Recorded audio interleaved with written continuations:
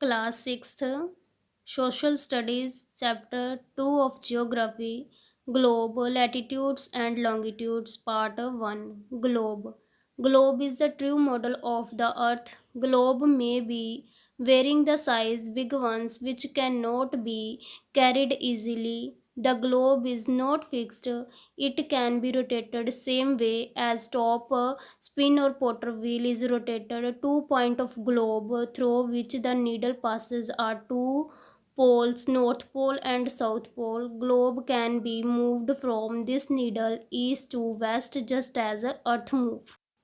Globe ਕੀ ਆ, earth ਦਾ ਇੱਕ ਨਮੂਨਾ ਆ। ਇਹਦੇ ਸਾਈਜ਼ ਨੂੰ ਅਸੀਂ ਵੇਰੀ ਨਹੀਂ ਕਰ ਸਕਦੇ ਈਜ਼ੀਲੀ। ਗਲੋਬ ਜਿਹੜਾ ਆ ਉਹਦਾ ਕੋਈ ਵੀ ਫਿਕਸਡ ਪੁਆਇੰਟ ਨਹੀਂ ਹੁੰਦਾ, ਉਹ ਰੋਟੇਟ ਕਰਦਾ ਸੇਮ ਵੇ 'ਤੇ ਵੀਲ ਦੀ ਤਰ੍ਹਾਂ, ਇੱਕ ਗੋਲ ਪਹੀਏ ਦੀ ਤਰ੍ਹਾਂ ਕੀ ਰੋਟੇਟ ਕਰਦਾ ਆ। ਇਹਦੇ ਦੋ ਪੁਆਇੰਟ ਹੁੰਦੇ ਆ ਜਿਹੜੇ ਕਿ ਮੂਵ ਕਿੱਧਰ ਕਰਦੇ, north pole and south pole. ਜਿਹੜਾ ਗਲੋਬ ਹੈ ਮੂਵ ਕਰਦਾ east to west just as earth move, ਜਿੱਦਾਂ ਕਿ ਆ ਅਰਥ ਮੂਵ ਕਰਦੀ ਆ। ਨੈਕਸਟ ਆ ਗਿਆ ਲੈਟੀਟਿਊਡਸ। These lines are drawn horizontally on the globe and are parallel to each other. They are known as parallels of latitude. The circular line halfway between the North Pole and the South Pole is known as equator. In other words, it cut the sphere, that is Earth, into two equal hemispheres.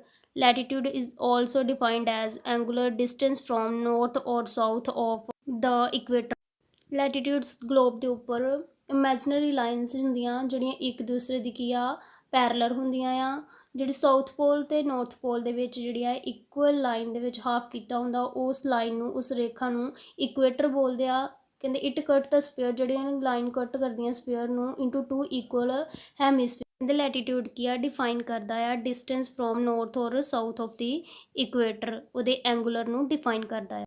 Heat zones, the important parallel of latitude, divide the globe into the following three heat.